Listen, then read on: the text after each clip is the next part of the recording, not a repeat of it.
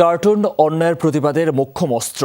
ছাত্র জনতার আন্দোলনেও আঁকা হয়েছে অসংখ্য কার্টুন। সেগুলোতে উঠে এসেছে হত্যা, বর্বরতার চিত্র।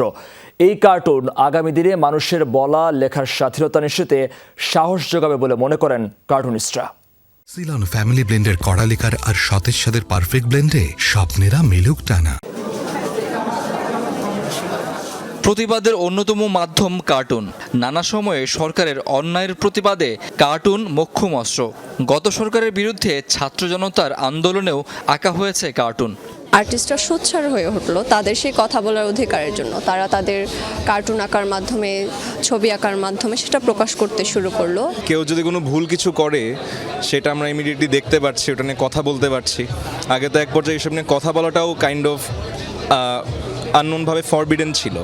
রাজধানীর পান্থপথের গ্রিক গ্যালারিতে আয়োজিত এই প্রদর্শনী শুক্রবার বিকেল 5টায় উদ্বোধনের পর চলে রাত 8টা পর্যন্ত।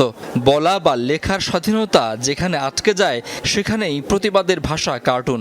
কার্টুনের মধ্যে অনেক পাওয়ারফুল মেসেজ আছে, যেমন যে এখানে দেখবেন যে কত সুন্দর, মানে ছোট একটা মেসেজ দিয়ে, একটা ছবি আইকন দিয়ে জিনিসগুলো বুঝাই দিচ্ছে। এখানে দেখে ভালো লাগছে যে না, অ্যাকচুয়ালি দেয়ার আর পিপল যারা কিনা very vocal about their opinion.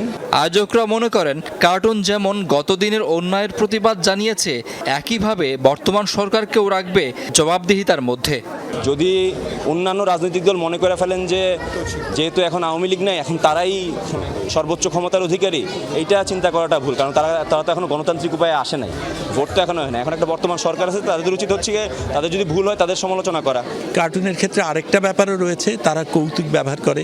অনেক ক্ষেত্রে ফাঁক ফোকর দিয়ে তারা অনেক কিছু বলতে পারে। যে কোনো সময়ে, যে কোনো স্তরে, যে কোনো পরিস্থিতিতে সাংবাদিকতায় যদি বাধা দেওয়া হয়, আমি বলবো সেটা স্বৈরাচারী আচরণ। এবং আজকের এই নতুন সরকারও যদি সেই আচরণ করে, তাকে আমি স্বৈরাচার বলব। প্রদর্শনী চলবে 23 আগস্ট বিকাল 3টা থেকে রাত 8টা পর্যন্ত। শাকিল হাসান, যমুনা নিউজ, ঢাকা।